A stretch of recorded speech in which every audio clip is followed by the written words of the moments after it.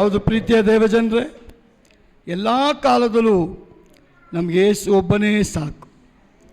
ಎಲ್ಲ ಕಾಲದಲ್ಲೂ ಯೇಸು ಬೇಕು ಅಂತ ಹೇಳೋದಾದರೆ ನನ್ನ ಜೊತೆ ಯೇಸು ಇರೋದಕ್ಕೆ ಶಕ್ತನಾಗಿದ್ದ. ದೇವರೇ, ನಿನಗೆ ಮಹಿಮೆ ಉಂಟಾಗಲಿ. ನಿನ್ನ ಮಕ್ಕಳು ಇವತ್ತು ಮಾತನಾಡಿದ್ದಾರೆ. ಎಲ್ಲಿವರೆಗೂ ಮಾತನಾಡಿದ ಎಲ್ಲ ಮಕ್ಕಳಿಗಾಗಿ ಸ್ತೋತ್ರ. ಒಬ್ಬೊಬ್ಬರು ತನ್ನ ಆತ್ಮನಲ್ಲಿ ಹುಟ್ಟಲ್ಪಟ್ಟಂಥ ಮಾತುಗಳನ್ನು ನಿನ್ನ ಸಭೆಯಲ್ಲಿ ಹಂಚಿಕೊಂಡಿದ್ದಾರಪ್ಪ. ದೇವರೇ, ಪ್ರತಿಯೊಂದು ಮಾತುಗಳು ಅದು ನಿನ್ನನ್ನು ಕುರಿತು ಮಾತನಾಡಿರೋದಕ್ಕಾಗಿ ಸ್ತೋತ್ರ ಸ್ವಾಮಿ. ಹೌದು, ನಮ್ಮನ್ನು ಕುರಿತಲ್ಲ, ನಿನ್ನನ್ನು ಕುರಿತು ಸ್ವಾಮಿ. ನನಗೆ ಏಸು ಒಳ್ಳೆಯದು ಮಾಡಿದ್ದಾನೆ, ಏಸು ಜೀವ ಕೊಟ್ಟಿದ್ದಾನೆ, ಏಸು ಬಲ ಕೊಟ್ಟಿದ್ದಾನೆ, ಏಸು ಧೈರ್ಯ ಕೊಟ್ಟಿದ್ದಾನೆ, ಏಸು ಆರೋಗ್ಯ ಕೊಟ್ಟಿದ್ದಾನೆ, ಏಸು ನನ್ನನ್ನು ಬಿಡುಗಡೆ ಮಾಡಿದ್ದಾನೆ ಅಂತ ಕ್ರಿಸ್ತನೇ ನಿನ್ನನ್ನು ಕುರಿತು ಮಾತನಾಡಿದ್ದಾನೆ. ಹೌದು ದೇವರೇ, ಶಿಲುಬೆ 7 ಮಾತುಗಳನ್ನು ಆಡಲ್ಪಟ್ಟಂಥ ನೀನೆಲ್ಲ ಮಕ್ಕಳನ್ನು ನಿನ್ನ ಸಮ್ಮುಖದಲ್ಲಿ ಒಪ್ಪಿಸಿಕೊಡ್ತೇನೆ. ಹೌದು ದೇವರೇ, ಇಲ್ಲಿ ಕೂಡಿ ಬರುವಂಥ ಭಾಗ್ಯ ನಮಗೆ ಕೊಟ್ಟಿರುವುದಕ್ಕಾಗಿ ಸ್ತೋತ್ರ. ಕಡೆ ಮಾತುಗಳನ್ನು ಆಡಿ ನಿನ್ನ ಘನಪಡಿಸುವಂಥ ಭಾಗ್ಯ ನಮಗೆ ಕೊಡಿಸುವ ದೇವರೇ. ಈ ಸಭೆಗೆ ಬರುವಂಥ ಪ್ರತಿಯೊಂದು ಮಕ್ಕಳಲ್ಲಿ ಆ ವೈರಾಗ್ಯದ ಆತ್ಮನು ಯೇಸುವಿನ ನಾಮದಲ್ಲಿ ಕಾರ್ಯ ಮಾಡಲಪ್ಪ, ಕಾರ್ಯ ಮಾಡಲಿ ದೇವರೇ. ಹೊಟ್ಟೆ ಕಿಚ್ಚಿನ ಕಣ್ಣಿನ ಬಲ ಈ ರಾತ್ರಿ ಮುರಿಯಲ್ಪಡಲಿ ಯೇಸುವಿನ ನಾಮದ ಅದ್ಭುತ ಅತಿಶಯಗಳು ನಡೆ. ಯೇಸುವಿನ ನಾಮದಲ್ಲಿ ಬರ್ತೀನಿ ನಮ್ಮ ಜೀವನ ತಂದೆ. ಆಮೆನ್. ಹಲ್ಲೆಲೂಯಾ. ಎಲ್ಲ ಸಂತೋಷವಾಗಿದ್ದೀರಾ? ಸಿಸ್ಟರ್ ವನಿತಾ ಅವ್ರು ಯಾವ ವಚನ ಮಾತಾಡಿದ್ರು? ಶಿಲುಬೆದು 7 ಮಾತು ನನಗೂ ಗೊತ್ತು. ಏನು ಮಾತಾಡಿದ್ರು? ಏನೋ ಮಾತಾಡ್ತಾ ಇದ್ರು ಪಾಸ್ಟರ್. ಆಗ ಸಡನ್ನಾಗಿ ನಮ್ಮವ್ರದ್ದು ನೆನಪು ಬಂದುಬಿಡ್ತು. ನಾನು ಆ ಕಡೆಗೆ ಹೋಗ್ಬಿಟ್ಟಿದ್ದೆ, ಈ ಕಡೆ ಗೊತ್ತಾಗಿಲ್ಲ.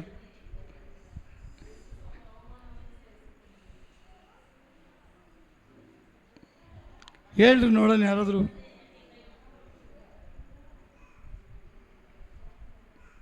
ವನಿತಾ ಸಿಸ್ಟರ್ ಅದೇ ಮಾತಾಡಿದ್ದು.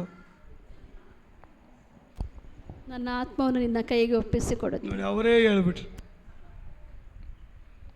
ಇದು ಹೆಂಗಾಯ್ತು ಕತೆ ಅಂದರೆ, ಎಷ್ಟು ಬೇಕಾದರೂ ಬರ್ಕೋ, ಎಷ್ಟು ಬೇಕಾದ್ರೂ ಹರ್ಕೋ ಅಂತ. ನಾವೇ ಬರ್ಕೊಳ್ಬೇಕು, ನಾವೇ ಹರ್ಕೊಬೇಕು. ಹಾಗಿರಬಾರ್ದು. ದೇವರ ಸ್ವರಕ್ಕೆ ನಾವು ಕಿವಿಗೊಟ್ರೆ ನಮ್ಮ ಸ್ವರಕ್ಕೆ ದೇವರು ಕಿವಿಗೊಡ್ತಾರೆ. ನನ್ನ ಆತ್ಮವನ್ನು ನಿನ್ನ ಕೈಗೆ ಒಪ್ಪಿಸಿಕೊಡ್ತೇನೆ ಅಂತ ಹೇಳಿದ್ಯಾರು? ಶಿಲುಬೆ ಮೇಲೆ ತೂಗಲ್ಪಟ್ಟಂತ ಯೇಸು ಹೇಳ್ತಾರೆ, ನನ್ನ ಆತ್ಮವನ್ನು ನಿನ್ನ ಕೈಗೆ ನಾನು ಸಮರ್ಪಣೆ ಮಾಡ್ತೇನೆ ಸ್ವಾಮಿ.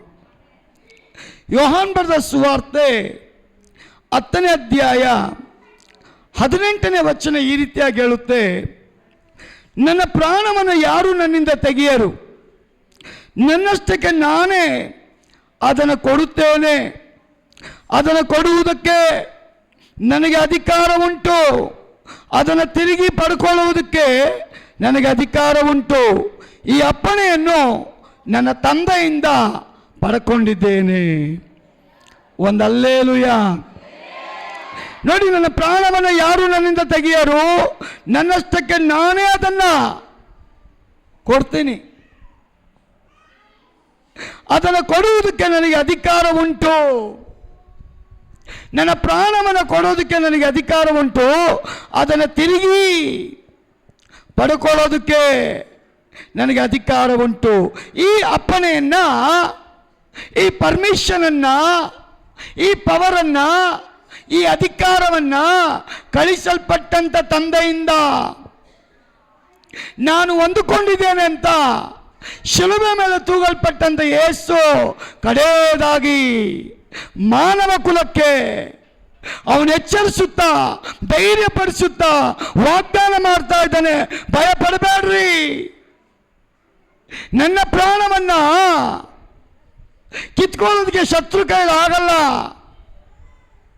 ಅದನ್ನು ನಾನೇ ನನ್ನ ಇಷ್ಟಕ್ಕೆ ಅನುಗುಣವಾಗಿ ನಾನು ಕೊಡ್ತೇನೆ. ಮತ್ತೆ ಪುನಃ ಅದನ್ನು ನಾನು ಪಡ್ಕೊಳ್ತೇನೆ. ಮರಣದ ಮೇಲೆ ಯೇಸುವಿಗೆ ಅಧಿಕಾರ, ಪುನರುತ್ಥಾನವಾಗಿ ಎದ್ದು ಬರುವುದಕ್ಕೆ ಯೇಸುವಿಗೆ ಅಧಿಕಾರ. ಯೇಸು ಸರ್ವಾಧಿಕಾರವನ್ನು ಹೊಂದುವಂಥ ದೇವಕುಮಾರ. ಅವನಿಂದ ಅಸಾಧ್ಯವಾದ ಕಾರ್ಯ ಯಾವುದೂ ಇಲ್ಲ. ಶಿಲುಬೆ ಮೇಲೆ ತೂಗಲ್ಪಟ್ಟಂತೆ ಯೇಸು ಹೇಳ್ತಾನೆ, ನನ್ನ ಆತ್ಮವನ್ನ ದೇವರ ಕೈಗೆ ನಾನಿವತ್ತು ಕೊಟ್ರೆ, ತಿರುಗಿ ವಾಗ್ದಾನ ಮಾಡಿದ್ದೀನಲ್ಲ, ನಾನು ಸತ್ತು 3ನೇ ದಿನದಲ್ಲಿ ಎದ್ದು ಬರ್ತೇನೆ ಅಂತ. ನೀವು ನೋಡ್ತಾ ಇರ್ರಿ, ನಾನು ಎದ್ದು ಬರುವವನಾಗಿದ್ದೇನೆ. ಕಾರಣ ಆ ಅಧಿಕಾರವನ್ನ ತಂದೆಯಿಂದ ನಾನು ಪಡ್ಕೊಂಡಿದ್ದೀನಿ. ಭಯ ಪಡಬೇಡಿ ಅಂತ ಯೇಸು ತನ್ನ ಮಕ್ಕಳಿಗೆ ವಾಗ್ದಾನ ಮಾಡ್ತಾ ಇದ್ದಾನೆ. ಪ್ರಿಯ ಸಹೋದರಿಯೇ, ಈ ಮಾತನ್ನು ಕೇಳಲ್ಪಟ್ಟಂತ ರೋಮ್ ಚಕ್ರಾಧಿಪತಿ ಒಂದು ಆರ್ಡರ್ ಪಾಸ್ ಮಾಡ್ತಾನೆ. ಯೇಸು ಹೇಳ್ತಾನಲ್ಲ, ನಾನು ಸತ್ತ ಮೇಲೆ 3ನೇ ದಿನ ಎದ್ದು ಬರ್ತೀನಿ ಅಂತ. ಅದು ಹೆಂಗ ಸಾಧ್ಯ? ಮನುಷ್ಯನಿಗೆ ಎಟ್ಕೋದಿಲ್ಲ, ದೇವರಿಗೆ ಅದು ಎಟ್ಕುತ್ತೆ. ಮನುಷ್ಯನಿಗೆ ಅಸಾಧ್ಯ, ನೀನು ನಂಬಿರುವಂಥ ದೇವರಿಗೆ ಸಾಧ್ಯ. ಯಾವ್ದು ಅಸಾಧ್ಯನೋ ಅದನ್ನೇ ದೇವರು ಸಾಧ್ಯ ಮಾಡಿ ತೋರಿಸ್ತಾನೆ. ಅದಕ್ಕೆ ಆ ಸಿಪಾಯಿಗಳು ಏನ್ ಮಾಡ್ತಾರೆ ಗೊತ್ತಾ? ತನ್ನ ಆತ್ಮವನ್ನು ಯೇಸು ಕ್ರಿಸ್ತನು ಸಮರ್ಪಣೆ ಮಾಡಲ್ಪಟ್ಟಾಗ ಅವನ ಶರೀರವನ್ನ ಸಮಾಧಿಯ ಒಳಗೆ, ಅಂದ್ರೆ ಈಗಿನ ಕಾಲದಲ್ಲಿ ನಾವು ಮಣ್ಣನ್ನ ಗುಂಡಿ ಹೊಡೆದು ಅದರ ಒಳಗೆ ಹೂತಾಕಿಬಿಡ್ತೇವೆ. ಅವತ್ತಿನ ಕಾಲದಲ್ಲಿ ಏನ್ ಮಾಡ್ತಾ ಇದ್ರು ಅಂದ್ರೆ, ಯಾವುದಾದ್ರೂ ಒಂದು ಹೆಣವನ್ನ ಇಡಬೇಕು ಅಂದ್ರೆ ಬಂಡೆಯನ್ನು ಕೊರೆದು ಆ ಬಂಡೆ ಒಳಗಿಟ್ಟು ಆ ಬಂಡೆಯನ್ನು ಕ್ಲೋಸ್ ಮಾಡಿಬಿಡ್ತಾ ಇದ್ರು. ಆ ಬಂಡೆಯನ್ನು ಕ್ಲೋಸ್ ಮಾಡಿದ ಮೇಲೆ ಚಾಪ್ಟರ್ ಕ್ಲೋಸ್. ಇವರ ಪ್ರಕಾರ ಯೇಸು ಎದ್ದು ಬರಕ್ಕಾಗಲ್ಲ. ಆ ಭ್ರಮೆ ಒಳಗಡೆ ಚಕ್ರಾಧಿಪತಿ ಒಂದು ಪರ್ಮಿಷನ್ ಆರ್ಡರ್ ಪಾಸ್ ಮಾಡ್ತಾನೆ. ಆ ಬಂಡೆನ ನೀವೇನ್ ಮಾಡಬೇಕು? ಸರಪಣಿಯಿಂದ ಕಟ್ರಿ,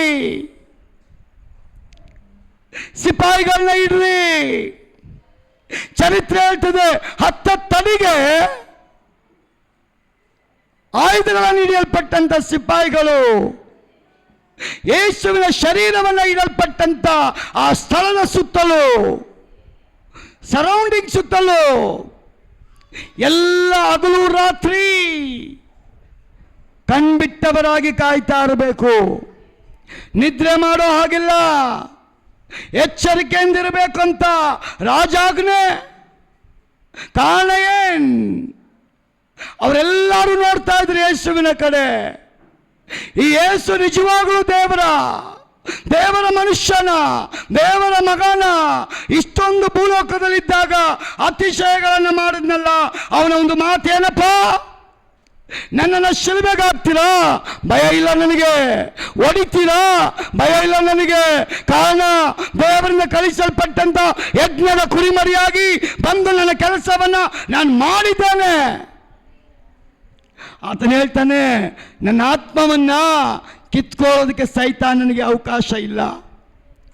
ಅದನ್ನು ಸ್ವ ಇಚ್ಛೆಯಿಂದ, ಸಂತೋಷದಿಂದ, ನಿಮ್ಮ ನಿಮಿತ್ತ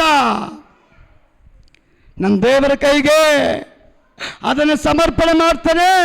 ಪುನಃ ಅದನ್ನು ನಾನು ಹೊಂದಿಕೊಳ್ತೇನೆ. ಕಾರಣ ಇದರ ಅಧಿಕಾರವನ್ನ ದೇವರಿಂದ ನಾನು ಪಡ್ಕೊಂಡು ಬಂದಿದ್ದೇನೆ. ಹಲ್ಲೆಲೂಯಾ. ಆ ಮಾತನ್ನು ಕೇಳಿಸಿಕೊಂಡಂತ ಆ ರೋಮ್ ಜನ, ಆ ರೋಮ್ ಸಿಪಾಯಿಗಳು, ರೋಮ್ ಚಕ್ರಾಧಿಪತಿ, ಇದರ ನಿಮಿತ್ತ ಅವನಿಗೆ ನಿದ್ರೆ ಇಲ್ಲ, ಭಯದ ವಾತಾವರಣ. ಇದು ಸತ್ಯ ಆಗೋಗ್ಬಿಟ್ರೆ, ಒಂದು ವೇಳೆ ಯೇಸು ಎದ್ದು ಬಂದು ಬಿಟ್ರೆ ಇಡೀ ರಾಜ್ಯಕ್ಕೆ ರಾಜ್ಯನೇ ಯೇಸುವಿನ ಹಿಂದೆ ಹೋಗ್ಬಿಡುತ್ತಲ್ಲ. ಜನ ಎಲ್ಲರೂ ಕನ್ವರ್ಟ್ ಆಗಿಬಿಡ್ತಾರಲ್ಲ. ಯೇಸುನೇ ಮಹಾಪುರುಷ, ಅವನೇ ದೈವ, ಅವನೇ ನಿಜವಾದ ರಕ್ಷಕ ಅಂತ ಎಲ್ಲಿ ನಂಬಿ ಹೋಗ್ಬಿಡ್ತಾರಂತ ಆ ಭಯದ ವಾತಾವರಣದಲ್ಲಿ ಅವನ ಸಮಾಧಿಯ ಒಳಗಡೆ, ಆ ಬಂಡೆಯ ಒಳಗೆ ಆ ಶರೀರವನ್ನು ಇಟ್ಟಂತ ಜನ ಸಿಪಾಯಿಗಳು ಏನ್ ಮಾಡಿದ್ದಾರೆ? ಆ ಬಂಡೆಯನ್ನು ಸರಪಣಿಯಿಂದ ಕಟ್ಟಿ ಸಿಪಾಯಿಗಳನ್ನು ಇಟ್ಟಿ ಹಗಲು ರಾತ್ರಿ ಕಾಯ್ತಾ ಇದ್ದಾರೆ. ಏನ್ ನಡೆಯುತ್ತೆ? ಇದ್ದೀರಾ? ದೇವರ ವಾಕ್ಯ ಹೇಳ್ತದೆ, ಯೋಹಾನ ಬರೆದ ಸುವಾರ್ತೆ 10ನೇ ಅಧ್ಯಾಯ 14-15 ವಚನ. ಯಾರಾದ್ರೂ ಒಬ್ರು ಗಟ್ಟಿಯಾಗಿ ಹೋದ್ರಿ. ಏನು ಹೇಳ್ತದೆ ವಚನ? ನಾನೇ ಒಳ್ಳೆ ಕುರುಬನು. ಹಾ, ತಂದೆಯು ನನ್ನನ್ನು ತಿಳಿದಿರುವಂತೆ ನಾನು ನನ್ನ ಕುರಿಗಳನ್ನು ತಿಳಿದಿದ್ದೇನೆ. ನನ್ನ ಕುರಿಗಳು ನನ್ನನ್ನು ತಿಳಿದದೆ ಮತ್ತು ಕುರಿಗಳಿಗೋಸ್ಕರ ಒಂದು ಹಲ್ಲೆಲೂಯಾ. ಕ್ರಿಸ್ತನು ಹೇಳ್ತಾನೆ, ಕುರಿಗಳಿಗೋಸ್ಕರ ನಾನು ಬಂದಿದ್ದು, ಕುರಿಗಳಿಗೋಸ್ಕರ ನಾನು ಪ್ರಾಣ ಕೊಡ್ತೇನೆ. ಆದರೆ ಭಯ ಪಡಬೇಡ್ರಿ, ನಾನು ಪ್ರಾಣ ಕೊಟ್ಟು ಆ ಪ್ರಾಣವನ್ನು ವಾಪಸ್ ನಾನು ಪಡ್ಕೊಳ್ತೇನೆ. ಒಂದು ಹಲ್ಲೆಲೂಯಾ ಹೇಳ್ರಿ. ನನ್ನ ಕುರಿಗಳಿಗೋಸ್ಕರ ನಾನು ಪ್ರಾಣ ಕೊಡ್ತೇನೆ. ಇದಲ್ಲದೆ ಈ ಹಟ್ಟಿಗೆ ಸೇರಿದ್ರು ಇನ್ನೂ ಬೇರೆ ಕುರಿಗಳನ್ನು ನಾನು ಸೇರಿಸಬೇಕಾಗಿದೆ. ಪ್ರೀತಿಯ ಸಹೋದರ ಸಹೋದರಿಯೇ, ನನ್ನ ಕುರಿ ನನ್ನ ಸ್ವರಕ್ಕೆ ಕಿವಿಗೊಡ್ತದೆ. ಕುರಿಯಾದಂಥವನು ಮಾತ್ರ ಕ್ರಿಸ್ತನ ಸ್ವರಕ್ಕೆ ಕಿವಿಗೊಡಕ್ಕೆ ಸಾಧ್ಯ. ಕುರಿಯಲ್ಲದ್ದು ದೇವರ ಸ್ವರಕ್ಕೆ ಕಿವಿಗೊಡೋದಿಲ್ಲ. ಇನ್ನೊಂದು ವಚನ ಹೇಳ್ತದೆ, ಅದಕ್ಕೆ ದೇವರ ವಾಕ್ಯ ಹೇಳ್ತದೆ. 17ನೇ ವಚನ ಓದುವಾಗ, ನಾನು ತಿರುಗಿ ಪಡಕೊಳ್ತೇನೆಂದು ನನ್ನ ಪ್ರಾಣವನ್ನು ಕೊಡ್ತೇನೆ. ಅದರ ನಿಮಿತ್ತವಾಗಿ ತಂದೆಯು ನನ್ನನ್ನು ಪ್ರೀತಿಸ್ತಾನಂತ. ಹಲ್ಲೆಲೂಯಾ. ಯೇಸು ಹೇಳ್ತಾನೆ, ನನ್ನ ನಿಮಿತ್ತ ಬಂಧು ಬಳಗ, ಸ್ನೇಹಿತರು, ಮನೆ ಮಠ ಎಲ್ಲವನ್ನ ಬಿಟ್ಟು ಕಡೆ ಪಕ್ಷ ಪ್ರಾಣವನ್ನೇ ಕೊಡೋಕೆ ನೀವು ಬಂದರೆ ಅವನ ಮೇಲೆ ಅಧಿಕವಾದ ಪ್ರೀತಿ ನನಗೆ. ಒಂದು ಹೇಳ್ರಿ ಹಲ್ಲೆಲೂಯಾ.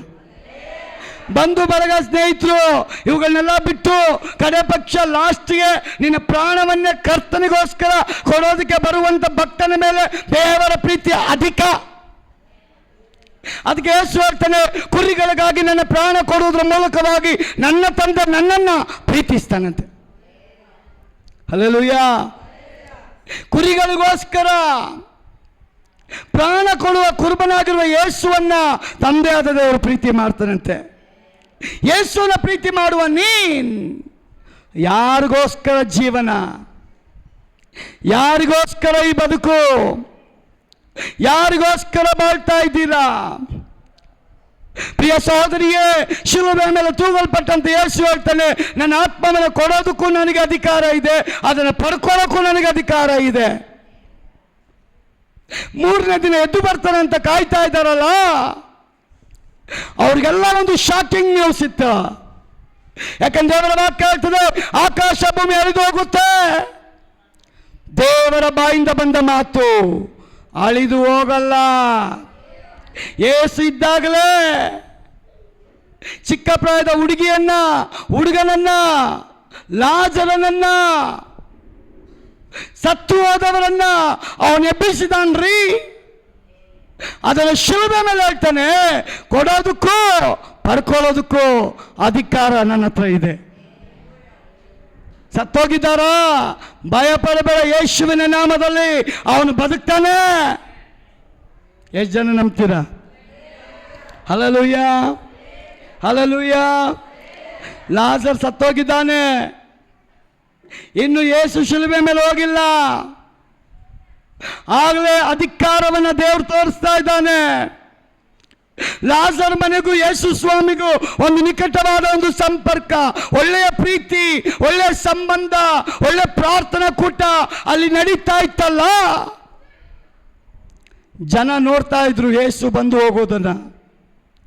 ಒಂದು ದಿನ ಸಡನ್ ಆಗಿ ಲಾಜರ್ ಸತ್ತೋಗಿದ್ದಾನಲ್ಲ, ಆ ಸಮಯದಲ್ಲಿ ಯೇಸು ಇಲ್ಲ, ಸುವಾರ್ತೆ ಸೇವೆಯ ನಿಮಿತ್ತ ಹೊರಗಡೆ ಹೋಗಿದ್ದಾನೆ. ಸತ್ತು ಹೋದ ಸುದ್ದಿ ಯೇಸುಗೆ ಮುಟ್ಟಿದ್ರು. ಬೈಬಲ್ ಹೇಳ್ತದೆ, ಬೇಕಂತಲೇ ಯೇಸು ತಡಮಾಡಿ ಬಂದನಂತೆ. ಕಾರಣ ಏನ್? ಆ ಮಾರ್ತಾ ಮರಿಯಳಿಗೆ ಊರಿನ ಜನ ಬೈತಾ ಇದ್ರು, ಗೇಲಿ ಮಾಡಿದ್ರು, ಅವಮಾನ ಮಾಡಿದ್ರು, ನಿಂದಿಸಿದ್ರು. ಯೇಸು ಯೇಸು ಯೇಸು ಅಂತ ಓಡ್ತಾ ಇದ್ರಲ್ಲ, ಯೇಸುವಿಂದ ಬಿದ್ದಿದ್ರಲ್ಲ. ನಿಮ್ಮ ಮನೆಗೆ ಅಷ್ಟೊಂದು ಸಲ ಯೇಸು ಬಂದಲ್ಲ, ಅವನಿಗೆ ಉಪಚಾರ ಮಾಡಿದ್ರಲ್ಲ, ಅವನ್ನ ಕರೆದಾಗಲ್ಲ ನೀವು ಕೂಟಗಳನ್ನ ಇಟ್ಟಿರಲ್ಲ, ನಿಮ್ಮ ಮನೆ ಅನೇಕ ಬಿಡುಗಡೆಗಳಾಯ್ತಲ್ಲ. ಅನೇಕರ ನೋವುಗಳನ್ನ ವಾಸಿ ಮಾಡಿದ್ನಲ್ಲ, ಆದರೆ ಇವತ್ತು ನಿಮ್ಮ ಪರಿಣಾಮ ಏನ್? ನಿಮ್ಮ ತಮ್ಮ ಸತ್ತೋಗ್ಬಿಟ್ಟ, ನೀವು ಪ್ರೀತಿ ಮಾಡಿದ ಯೇಸು ಬರಲಿಲ್ವಲ್ಲ, ನೀವು ಪ್ರೀತಿ ಮಾಡಿದ ಯೇಸು ಬರಲಿಲ್ವಲ್ಲ ಅಂತ ಜನರ ಚುಚ್ಚು ಮಾತುಗಳ ನಿಮಿತ್ತ ಮಾರ್ತಾ ಮರಿಯರ ಹೃದಯ ಒಡೆದೋಗಿದೆ. ಮೊದಲೇ ತಮ್ಮನನ್ನು ಕಳ್ಕೊಂಡು ದುಃಖ, ಅಳುತ್ತಾ ಇದ್ದಾರೆ, ಗೋಳಾಡ್ತಾ ಇದ್ದಾರೆ, ವೇದನೆ ಪಡ್ತಾ ಇದ್ದಾರೆ. ಎಲ್ಲೋ ಒಂದು ಕಡೆ ಅವ್ರಿಗೂ ನೋವು, ಯೇಸು ಎಲ್ಲಿದ್ಯಪ್ಪ, ಈ ಟೈಮಲ್ಲಿ ನಮ್ಮ ಮನೆಗೆ ನೀನು ಬರಲಿಲ್ವಲ್ಲ. ಈ ಚಿಂತೆಯಲ್ಲಿದ್ದಂಥ ಸಂದರ್ಭ ಬೈಬಲ್ ಹೇಳ್ತದೆ, ಯೇಸು ಕ್ರಿಸ್ತನು ಬೇಕಂತಲೇ ತಡ ಮಾಡಿದಂತೆ. ಅದಕ್ಕೆ ಯೇಸು ಬರುವಾಗ ಮಾರ್ತಾ ಮರಿಯಳು ಓಡ್ತಾರೆ. ಸತ್ತು 4ನೇ ದಿನ ಲಾಜರ್ ಶವವನ್ನು ಎತ್ಕೊಂಡೋಗಿ ಯೇಸುಗೆ ಬಂಡೆ ಒಳಗೆ ಹಾಕೋ ರೀತಿಯಲ್ಲೇ, ಇನ್ನು ಯೇಸು ಶಿಲ್ಬೆ ಮೇಲೆ ಹೋಗಿಲ್ಲ, ಶಿಲ್ಬೆಗೆ ಹೋಗೋದಕ್ಕೆ ಮುಂಚಿತವಾಗಿಯೇ ಲಾಜರನ ಶರೀರವನ್ನ ಬಂಡೆ ಕೊರೆದು ಅದರ ಒಳಗೆ ಇಟ್ಟು ಬಂಡೆಯನ್ನು ಕ್ಲೋಸ್ ಮಾಡಿ ಆ ಮಾರ್ತಾ ಮರಿಯಳು ಬಂದು ಹೇಳ್ತಾರೆ, ಸತ್ತಾಯ್ತು, ಬಂಡೆ ಕೊರೆದು ಇಟ್ಟಾಯ್ತು, ಈಗ ದೇಹ ಒಂದು ವೇಳೆ ಕೊರೆತು ವಾಸನೆ ಬರ್ತಾ ಇದೆ, 4ನೇ ದಿನ ಬಂದಿದೆಯಲ್ಲ ಯೇಸು. ಅವ್ರು ಹತ್ಕೊಂಡೇ ಹೇಳ್ತಾ ಇದ್ದ. ಆಗ ಯೇಸು ಮನವರ್ಧವನಾಗಿ ಹೇಳ್ತಾನೆ, ಮಾರ್ತಾಳೆ ಮರಿಯಳ ಭಯಪಡಬೇಡ, 2 ಅಧಿಕಾರ ಇರೋ ಯೇಸು ನಿನ್ನ ಮುಂದೆ ಇದ್ದಾನೆ. ಮರಣದ ಮೇಲೆ ಅಧಿಕಾರ ಹೊಂದುವಂತ ಯೇಸು, ಪುನರುತ್ಥಾನದ ಮೇಲೆ ಅಧಿಕಾರ ಹೊಂದುವಂತ ಯೇಸು, ಅಸಾಧ್ಯವಾದ ಕಾರ್ಯಗಳನ್ನ ಮಾಡುವಂತ ಯೇಸು ನಿನ್ನ ಮುಂದೆ ನಿಂತಿದ್ದಾನೆ. ಮರಿಯಳೇ ಮಾರ್ತಾಳೆ ಭಯಪಡಬೇಡ, ನೀನ್ ನಂಬಿದ್ರೆ ದೇವರ ಮಹಿಮೆ ನೋಡ್ತೀಯ. ಒಂದು ಅಲ್ಲೇಲು ಹೇಳ್ರಿ, ನೀವು ನಂಬಿದ್ರೆ ದೇವರ ಮಹಿಮೆ. ಈಗ ಅಷ್ಟು ಒಡನಾಟ ಇಟ್ಕೊಂಡಂತ ಆ ಮನೆಗೆ ಒಂದು ಶಾಕಿಂಗ್ ನ್ಯೂಸ್ ಅದು. ಆಲ್ರೆಡಿ 3 ಜನ ಎಲ್ಲ ಬೈದು ಬಿಟ್ರು ಅವ್ರನ್ನ. ಆದರೂ ಯೇಸು ಹೇಳ್ತಾನೆ, ಆ ಸಮಾಧಿಯ ಬಳಿಗೆ ನನ್ನ ಕರ್ಕೊಂಡು ಹೋಗ್ರಿ.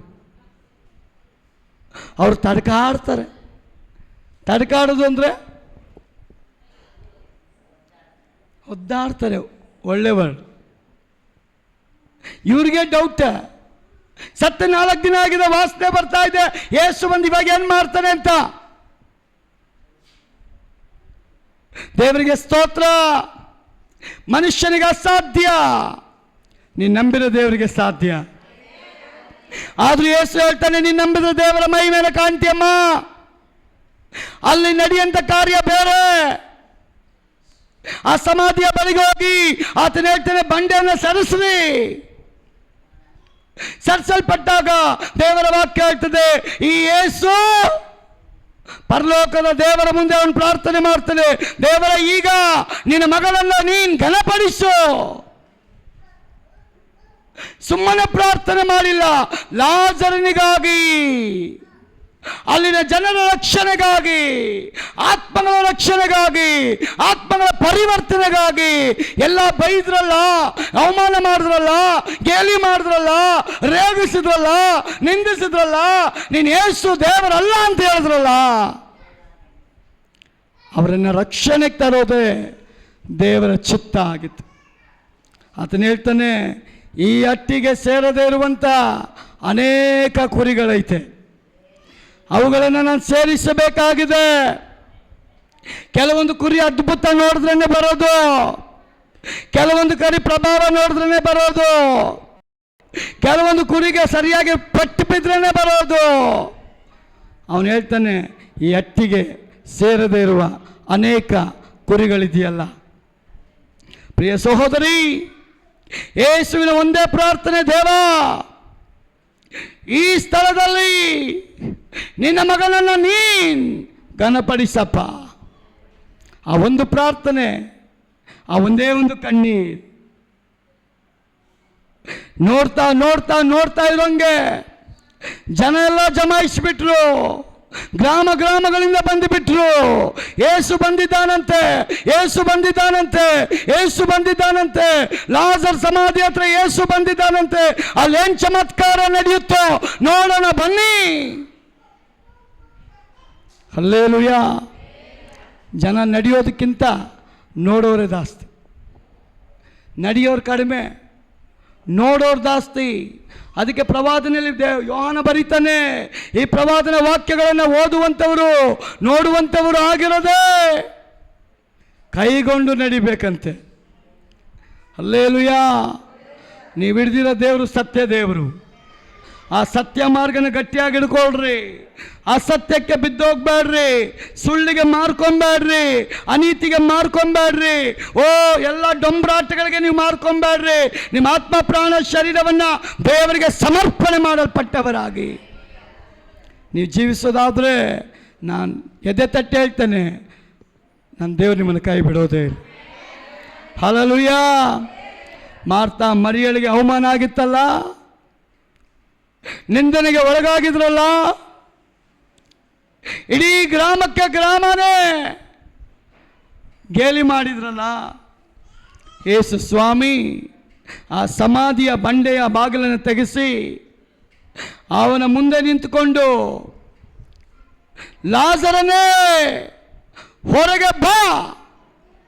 ಆ ಒಂದು ಶಬ್ದ, ಸತ್ತು ಹೋದ ಲಾಜರನ ಆತ್ಮ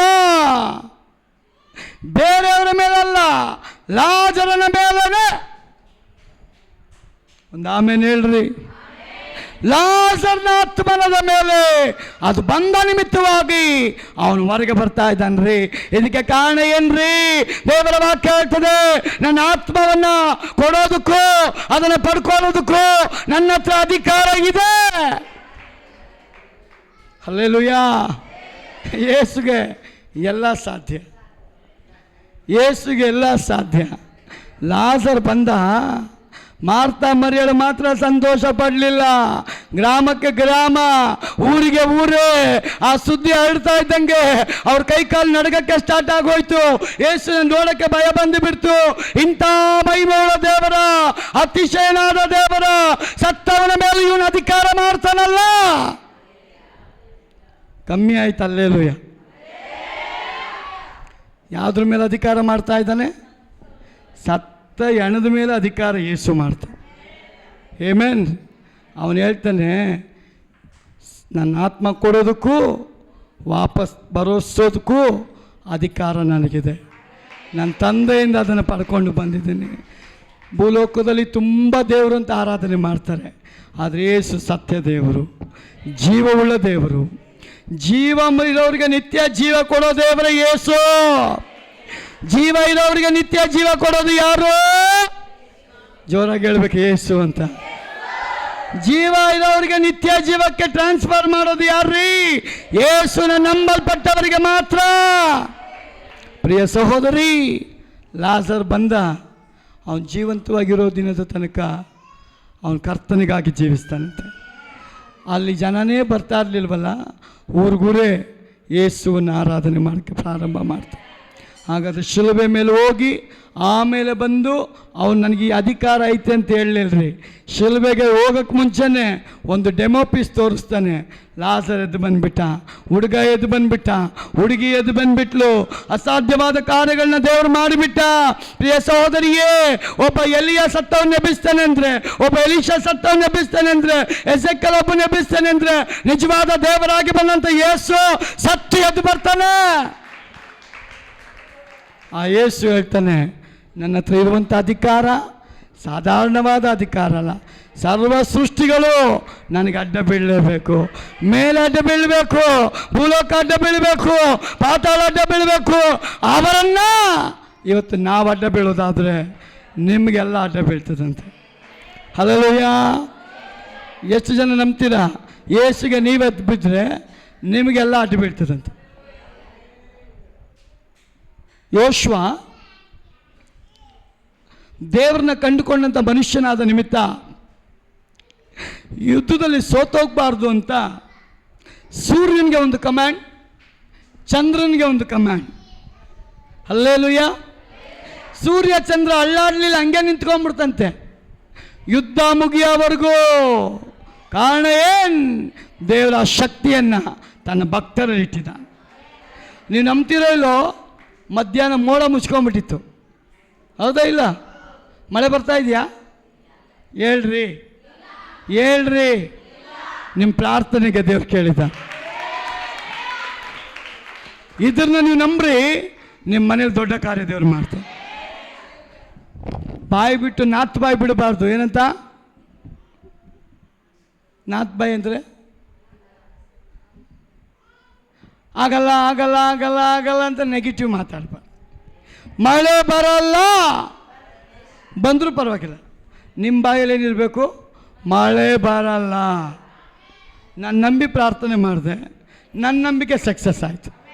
ನೀವು ನಂಬಿ ಪ್ರಾರ್ಥನೆ ಮಾಡಿದರೆ ನಿಮ್ಮ ನಂಬಿಕೆ ಸಕ್ಸಸ್ ಆಗ್ತದೆ. ಒಂದು ಮಳೆ ನಿಲ್ಲಿಸೋ ದೇವರು ನಿಮ್ಮ ರೋಗ ತೆಗೆದು ಬಿಡ್ತಾನೆ, ನಿಮ್ಮ ಸಮಸ್ಯೆ ತೆಗೆದು ಬಿಡ್ತಾನೆ. ನಿಮ್ಮ ಸತ್ತೋಗಿರೋ ಅನ್ನಗಳನ್ನ ಜೀವ ಕೊಡಲಿಕ್ಕೆ ನನ್ನ ಯೇಸುವಿಗೆ ಸಾಧ್ಯ. ಹಲ್ಲೆಲೂಯಾ. ಒಂದೇ ಒಂದು ಘಟನೆ ಹೇಳಿ ನಾನು ಮುಗಿಸ್ತೇನೆ. ನನ್ನ ದೇವರಿಗೆಲ್ಲ ಸಾಧ್ಯ. ನನ್ನ ಬ್ರದರ್ ಶಂಕರ್ ಇವತ್ತು ಬಂದಿಲ್ಲ. ಅವರ ರಿಲೇಷನ್ ಒಬ್ಬರು, ಆಯಮ್ಮ ತುಂಬ ದಪ್ಪಗಿದೆ, ಯಾವುದೋ ಒಂದು ಪ್ರಾಬ್ಲಮ್ ಕಾಯಿಲೆಯಿಂದ ಆಸ್ಪತ್ರೆಯಲ್ಲಿ ಅಡ್ಮಿಂಟ್ ಆಗಿಬಿಟ್ರು. ಅವ್ರು ಯೇಸುವನ್ನು ಅರಿಯದೇ ಇರತಕ್ಕ ಜನ, ಯೇಸುವನ್ನು ಅರಿಯದೇ ಇರುವಂಥ ಜನ ಅವರು. ಆ ತಾಯಿ ತನ್ನ ಶರೀರದ ರೋಗದ ನಿಮಿತ್ತ ಅಡ್ಮಿಂಟ್ ಆಗಿ ಲಕ್ಷಗಟ್ಟಲೆ ಹಣ ಖರ್ಚಾಗೋಗ್ಬಿಡ್ತು. ಡಾಕ್ಟ್ರ್ ಹೇಳಿದ್ರಂತೆ, ಇವ್ರು ಹೋಗ್ಬಿಟ್ಟಿದ್ದಾರೆ, ಇವ್ರನ್ನ ತಗೊಂಡು ಹೋಗ್ಬಿಡಿ ಅಂತ. ಇದ್ದೀರಾ? ನಾನು ಯಾವುದೋ ಕಟ್ಟುಕತೆ ಹೇಳ್ತಾ ಇಲ್ರಿ, ಜೀವಂತವಾಗಿರುವಂಥ ಕತೆ. ಈ ಅಪ್ಪ ಏನು ಮಾಡ್ತಾರೆ, ಫೋನ್ ಮಾಡಿ ಹೇಳ್ತಾರೆ, ಪಾಸ್ಟರ್ ನಮ್ಮ ರಿಲೇಷನ್ ಒಬ್ರು ತೀರೋಗಿದ್ದಾರಂತ ಸುದ್ದಿ, ಅವ್ರಿಗಾಗಿ ಒಂದು ಪ್ರಾರ್ಥನೆ ಮಾಡ್ತೀರಾ? ನನಗೆ ಪುಕ್ಕು ಪುಕ್ಕು ಪುಕ್ಕು ಅಂತದ್ದು. ಇದು ಯಾವ ಹೊಸ ಪ್ರಯೋಗಪ್ಪ? ಸತ್ತೋದವ್ರಿಗೆ ಪ್ರಾರ್ಥನೆ ಮಾಡುವಂತ ಇವನೇನು ಹೇಳ್ತಾನೆ, ದೇವರೇ ನಿನ್ನ ಹಸ್ತಕ್ಕೆ ಒಪ್ಪಿಸ್ಕೊಡ್ತೀನಪ್ಪ ಅಂತ. ನೀವು ನಂಬ್ತಿರೋ ಇಲ್ಲೋ, ಕಾಮನ್ ಆಗಿ ಒಂದು ಪ್ರಾರ್ಥನೆ ಮಾಡ್ತು. 1 ಗಂಟೆ ಆದ್ಮೇಲೆ ಒಂದು ಫೋನ್ ಬರ್ತದೆ, ಆ ಅಮ್ಮ ಕಣ್ಬಿಟ್ಟು ಮಾತಾಡ್ತಾ ಇದ್ದಾಳೆ ಅಂತ. ನಾನು ನಂಬಲಿಲ್ಲ. ನಾನು ಅಂದ್ಕೊಂಡೆ ಅವಳಿಗೆ ಜ್ಞಾನ ತಪ್ಪೋಗಿತ್ತೇನೋ, ಜ್ಞಾನ ಬಂದುಬಿಟ್ಟಿದೆ ಅಂತ. ಆದರೆ ಬರೀ ಜ್ಞಾನ ಬಂದಿಲ್ರಿ, ಡಾಕ್ಟ್ರ್ ಕೈಲಿ ಆಗದಂಥ ಆಪರೇಷನ್, ಆಗದಂಥ ರೋಗದ ಒಂದು ವಾಸಿ, ಆ ರೋಗವನ್ನು ದೇವರು ತೆಗೆದುಬಿಟ್ಟ. ಆ ರೋಗನೂ ತೆಗೆದ, ಅವಳು ಎದ್ದು ಬಿಟ್ಲು. ಹಲ್ಲೆಲೂಯಾ. ಆ ಎದ್ದ ಅಮ್ಮ ಹೇಳುವಾಗ ನನಗೆ ಮೈಯೆಲ್ಲ ಜುಮ್ ಅಂದುಬಿಡ್ತು. ನಾವಿವತ್ತಿಗೂ ವಿಡಿಯೋ ಹಿಡ್ದಿಲ್ಲ, ಸಾಕ್ಷಿ ಮಾಡಿಲ್ಲ, ಯಾವ ಫೇಸ್ಬುಕ್ಕಿಗೂ ಹಾಕಿಲ್ಲ. ಅವರು ಸ್ವಲ್ಪ ಹ್ಯಾಂಡಿಕ್ರಾಫ್ಟ್. ಅವ್ರಿಗೆ ಹೇಳಿದೆ, ಅಮ್ಮ ಯೇಸು ಮೇಲೆ ನಂಬಿಕೆ ಇಡ್ತೀಯಾ? ಸಾರ್, ನೀವು ಪ್ರಾರ್ಥನೆ ಮಾಡುವಾಗ ನಾನೊಂದು ವಿಷನ್ ನೋಡಿದೆ, ಯೇಸು ನನ್ನ ಮುಂದೆ ನಿಂತಿರೋದನ್ನು, ಅವ್ರ ಕೈ ನನ್ನ ತಲೆ ಮೇಲೆ ಬರೋದನ್ನು, ಅವ್ರು ಬರುವಾಗಲೇ ಒಂದು ಬೆಚ್ಚು ಬಿದ್ದಂಗಾಯಿತು ಸಾ, ಏನೋ ನನ್ನಿಂದ ತೊಲಗಿ ಬಿಟ್ಟು ಹೋದಂಗಾಯಿತು. ಅದು ಹೋದ್ಮೇಲೆ ನಾನು ಎದ್ದೆ, ಅದು ಹೋದ್ಮೇಲೆ ನಾನು ವಾಸಿ ಆದೆ, ಅದು ಹೋದ್ಮೇಲೆ ಅದು ಕೂತಿದ್ದೀನಿ, ಅದು ಹೋದ್ಮೇಲೆ ನಿಮ್ಮ ಹತ್ರ ಇವತ್ತು ನಾನು ಮಾತಾಡ್ತಾ ಇದ್ದೀನಿ. ಆಕೆಗೆ ಹೇಳಿದೆ, ಒಂದು ಪಾಸ್ಟ್ರನ್ನ ಅಪಾಯಿಂಟ್ ಮಾಡ್ತೀನಿ, ನಿಮ್ಮ ಮನೆಗೆ ತಿಂಗಳಿಗೊಂದು ಸಲ ಬರೋಕ್ಕೆ ಹೇಳ್ತೀನಮ್ಮ. ಈಗ ತಾಯಿ ಅವ್ರ ಮನೆಯಿಂದ ಒಂದು ಚರ್ಚಿಗೆ ಆರಾಧನೆಗೆ ಹೋಗ್ತಾರ್ರಿ,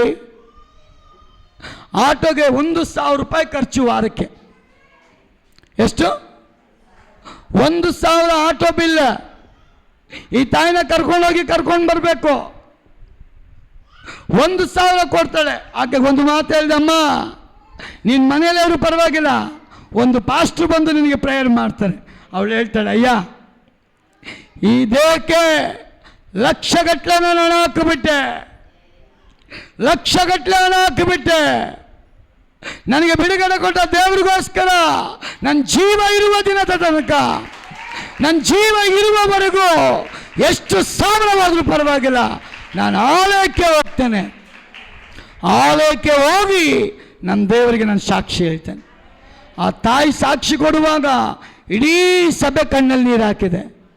ಕಾರಣ ಏನು? ಏಸು ಬಿಡುಗಡೆ ಕೊಡೋದು ಮಜಾ ಮಾಡೋಕ್ಕಲ್ಲ, ಆಟ ಆಡೋಕ್ಕಲ್ಲ, ಇಷ್ಟ ಬಂದಂಗೆ ಓಡೋಕ್ಕಲ್ಲ. ದೇವರಿಗಾಗಿ ಸಾಯೋವರೆಗೂ ನಾವು ಸಾಕ್ಷಿಯಾಗಿರೋದಕ್ಕೋಸ್ಕರ ಜೀವ ಕೊಡ್ತಾನೆ ಏಸು. ಅದನ್ನು ನಾವು ವ್ಯರ್ಥವಾಗಿ ಉಪಯೋಗ ಮಾಡಿಕೊಳ್ಳಬಾರ್ದು. ಆದ ಕಾರಣ ಏಸು ಹೇಳ್ತಾನೆ, ನನ್ನ ಪ್ರಾಣವನ್ನು ನನ್ನ ಕೈಯಿಂದ ಯಾರಿಗೂ ಕಿತ್ಕೊಳ್ಳೋಕೆ ಅಧಿಕಾರ ಇಲ್ಲ, ಅದು ನಾನೇ ಕೊಡ್ತೀನಿ ನನ್ನ ಕುರಿಗಳಿಗೋಸ್ಕರ. ಪುನಃ ಅದನ್ನು ನಾನೇ ಪಡ್ಕೊಳ್ತೇನೆ. ಆ ಪುನರುತ್ಥಾನದ ಶಕ್ತಿಯನ್ನು, ಮರಣದ ಮೇಲೆ ಅಧಿಕಾರವನ್ನು, ಎದ್ದು ಬರುವಂಥ ಅಧಿಕಾರವನ್ನು, ಜೀವವುಳ್ಳ ಕಾರ್ಯವನ್ನು ಮಾಡೋದಕ್ಕೆ ಆ ಅಧಿಕಾರವನ್ನು ದೇವರಿಂದ, ತಂದೆ ದೇವರಿಂದ ಅಧಿಕಾರವನ್ನು ಪಡೆಯಲ್ಪಟ್ಟವನಾಗಿದೆ. ಪ್ರಿಯ ಸಹೋದರಿ, ಅವನು ನಮಗೆ ವಾಗ್ದಾನ ಮಾಡ್ತಾನೆ, ನನ್ನ ನಾಮದಲ್ಲಿ ನೀವೇನು ಬೇಕಾದರೂ ಬೇಡಿಕೊಡ್ರಿ, ಅದು ನಿಮಗೆ ಸಿಗುತ್ತೆ. ಒಂದು ಆಮೇಲೆ ಹೇಳ್ರಿ. ಇವತ್ತು ಬೆಳಗ್ಗೆ ಜಗ್ಗೂರ ಹತ್ರ ಮಾತಾಡ್ತಾ ಇದ್ದೆ. ಅವರ ರಿಲೇಷನ್ ಯಾರು ಅಡ್ಮಿಂಟ್ ಆಗಿಬಿಟ್ಟಿದ್ದಾರೆ. ಮೊನ್ನೆ ದಿನ ಸೀರಿಯಸ್ ಆಗಿ ನಾವೆಲ್ಲ ಪ್ರಾರ್ಥನೆ ಮಾಡ್ದೋ. ಅವ್ರು ಹೇಳಿದ್ರು, ಪಾಸ್ಟರ್ ಈಗ ಡಿಸ್ಚಾರ್ಜ್ ಆಗಿ ಮನೆಗೆ ಕರ್ಕೊಂಡು ಬಂದಿದ್ದೀವಿ. ಮೊನ್ನೆ ದಿನ ಸಿಸ್ಟರ್ ಹೇಳ್ತಾ ಇದ್ರು, ಭಾಳ ಸೀರಿಯಸ್ ಆಗಿಬಿಟ್ಟಿದ್ದಾರೆ ಅಂತ. ಜಗ್ಗೂರು ಹೇಳ್ತಾ ಇದ್ರು, ಸೀರಿಯಸ್ ಆಗಿಬಿಟ್ಟಿದ್ದಾರೆ ಪಾಸ್ಟರ್, ಏನಾಗುತ್ತಂತ ಒಂದು ಕಡೆ ಭಯ. ಅದೇ ವ್ಯಕ್ತಿಗೆ ಇವತ್ತು ಹೇಳ್ತಾರೆ, ಡಿಸ್ಚಾರ್ಜ್ ಆಗಿ ಮನೆಗೆ ಕರ್ಕೊಂಡು ಬಂದಿದ್ದೀವಿ ಪಾಸ್ಟರ್.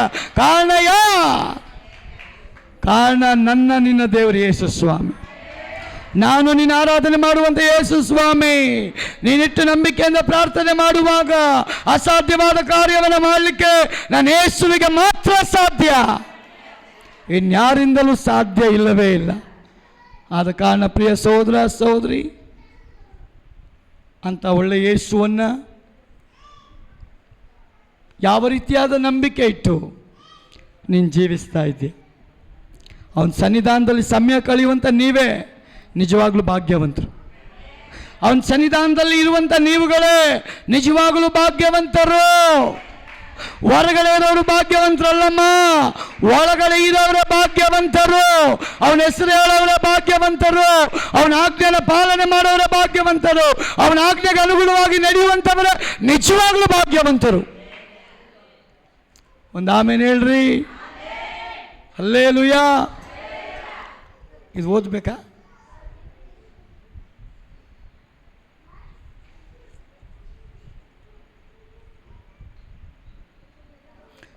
Thank you lord. ಎಷ್ಟು ಜನ ಯೇಸುವನ್ನು ಫಾಲೋ ಮಾಡೋಕ್ಕೆ ಇಷ್ಟಪಡ್ತೀರಿ? ನಮ್ಮ ಹೀರೋ ಯಾರಾಗಿರಬೇಕು? ನಮ್ಮ ಹೀರೋ ಯಾರು? ಶಾರುಖ್ ಖಾನ್, ಸಲ್ಮಾನ್ ಖಾನ್ ಆದರೆ ಕರ್ಕೊಂಡೋಗಿ ನರ್ಕೋಗಿ ಬಿಟ್ಟುಬಿಡ್ತಾರೆ. ನಮ್ಮ ಹೀರೋ ಯಾರು? ನಮ್ಮ ಹೀರೋ ಯಾರ್ರೀ? ಅವನು ಹೆಂಗಿದನ್ರಿ? ಅಂದ ಚಂದ ಇಲ್ಲ, ಆದರೆ ಮಹಿಮೆ ಉಳ್ಳ ದೇವ್ರು ನಿಮ್ಮೊಳಗಿದ್ದಾನೆ. ಅವನ ಮುಖನ ನೀವು ನೋಡಿದ್ರೆ ನಿಮ್ಮ ಮುಖ ಪ್ರಕಾಶಗೊಳ್ತದಂತೆ. ಹಲ್ಲೆಲೂಯಾ. ಎಂಥ ಒಳ್ಳೆ ದೇವ್ರು ನೋಡ್ರಿ. ಅವನು ಸತ್ತು ಎದ್ದು ಬಂದಲ್ಲ, ಅವನು ನಿಮ್ಗೆ ಹೇಳ್ತಾನೆ, ನೀವು ಸತ್ತು ಎದ್ದು ಬರ್ತೀರಾ, ಭಯಪಡಬೇಡ್ರಿ. ನಾನು ಹೆಂಗೆ ಸತ್ತು ಎದ್ದು ಬಂದೋ ನೀವು ಎದ್ದು ಬರೋರಾಗಿರ್ತೀರಿ. ನಾನು ಯಾವ ರೀತಿ ದೆವ್ವಗಳನ್ನ ಬಿಡಿಸಿದ್ನೋ ನನ್ನ ಮಕ್ಕಳಾದ ನೀವು ಬಿಡಿಸ್ತೀರಾ. ವ್ಯಾಧಿ ಯಾವ ರೀತಿ ತೆಗೆದ್ನೋ ನೀವು ತೆಗಿತೀರಾ. ನಾನೇನು ಮಾಡಿದ್ನೋ ನೀವು ಹೇಳೋರಷ್ಟು ಮಾಡೋರಾಗಿರ್ತೀರಾ. ಹಲ್ಲೆಲೂಯಾ. ಸಂತೋಷವಾಗಿದ್ದೀರಾ? ಆದ ಕಾರಣ ನಾವ್ಯಾರು ಯಾವುದಕ್ಕೆ ಭಯಪಡಬಾರ್ದು? ಲೋಕದ ಸಮಸ್ಯೆಗಳಿಗೆ ನಾವು ಭಯಪಡಬಾರ್ದು. ನಿಮಗೆ ಒಂದು ಬಾಗಿಲು ಸೈತಾನ್ ಮುಚ್ಚಿದ್ರೆ ನನ್ನ ದೇವರು 7 ಬಾಗಿಲು ಓಪನ್ ಮಾಡ್ತಾರೆ. ಹಲ್ಲೆಲೂಯಾ. ಒಂದು ಬಾಗಿಲು ನಿಮಗೆ ಮುಚ್ಚಿದ್ರೆ ಯೇಸು 7 ಬಾಗಿಲು ಓಪನ್ ಮಾಡ್ತಾನ್ರಿ. ಹಲ್ಲೆಲೂಯಾ. ಎಷ್ಟು ಜನ ನಂಬ್ತೀರ ನನ್ನ ದೇವ್ರ ಬಾಗಿಲು ಓಪನ್ ಮಾಡ್ತಾನೆ?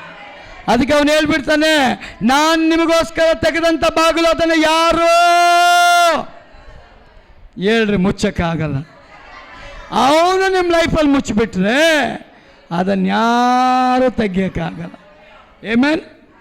ನಮಗೋಸ್ಕರ ಬಾಗಿಲು ಓಪನ್ ಮಾಡಿದೆ ಯಾರು? ಅವನು ಹೇಳ್ತಾನೆ, ನಿಮ್ಮ ಬಾಗಿಲು ಓಪನ್ ಆಗಬೇಕಾ? ನನಗೆ ನೀವು ಬಾಗಿಲು ಓಪನ್ ಮಾಡಿ. ಹೃದಯದ ಬಾಗಿಲಲ್ಲಿ ನಿಂತ್ಕೊಂಡು ತಟ್ಟುತ್ತಾ ಇದ್ದೀನಿ. ನನ್ನ ಸ್ವರವನ್ನು ಕೇಳಿ ನಿಮ್ಮ ಹೃದಯದ ಬಾಗಿಲನ್ನು ಯಾರಾದರೂ ತೆರೆದ್ರೆ ಅವರ ಒಳಗೆ ನಾನು ಪ್ರವೇಶ ಮಾಡಿ. ಆಮೆನ್. ಅಂಥ ಸೌಭಾಗ್ಯ ಯೇಸು ನಮಗೆ ಕೊಟ್ಟಿದ್ದ. ಆದ ಕಾರಣ ನಿಜವಾಗಲೂ ನಮ್ಮ ದೇವ್ರನ್ನ ಅತಿಯಾಗಿ ಪ್ರೀತಿ ಮಾಡೋಣ. ಅತಿಯಾಗಿ ಅಂದರೆ ಹೆಂಗೆ? ಈಗ ವೆಡ್ಡಿಂಗ್ ಕಾರ್ಡ್ ಕೊಡುವಾಗ ಏನಂತ ಹಾಕ್ತಾರೆ?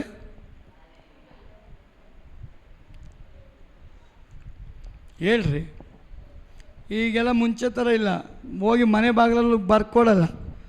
ಆ ಕಾರ್ಡ್ ಮೇಲೆ ಏನು ಹಾಕಿಸ್ತಾರೆ? ಮುಗಿಸ್ತೀನಿ ನಾನು. ಹಾಂ ಹೇಳ್ರಿ. ಯಾರಿಗೂ ಮದುವೆನೇ ಆಗಿಲ್ಲ ಹೊಸದಾಗಿ. ವೆಡ್ಡಿಂಗ್ ಕಾರ್ಡಲ್ಲಿ ಏನೇನು ಹಾಕ್ತಾರೆ? ಒಳಗಡೆ ಅಲ್ಲ, ಪತ್ರಿಕೆ ಮೇಲೆ ನಿಮ್ಗೆ ಇನ್ವಿಟೇಷನ್ ಕೊಡುವಾಗ ಅವರೊಂದು ಪ್ರಿಂಟಿಂಗ್ ಹಾಕ್ಸಿರ್ತಾರೆ. ಏನಂತ ಹಾಕ್ಸಿರ್ತಾರೆ? ನಿಮ್ಮ ಹೆಸರು.